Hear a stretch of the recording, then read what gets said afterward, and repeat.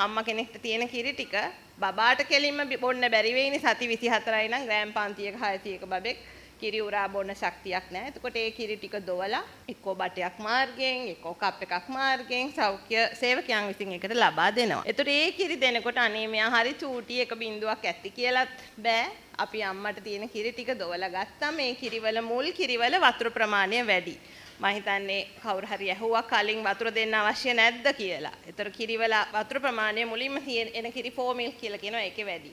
අන්තිමට එන කිරිවල තමයි මේද ප්‍රමාණය වැඩි. ඒක නිසා ඔක්කොම කිරි ටික ගන්න එක ඊටාම වැදගත් වෙනවා. එතකොට ඒ කිරි ටික ලබා දුන්නා නම් ඒ බබාට අවශ්‍ය ශක්තිය සහ ප්‍රෝටීන් ප්‍රමාණය සහ අවශ්‍ය පෝෂණ සංඝටක ලබා දෙන්න පුළුවන්.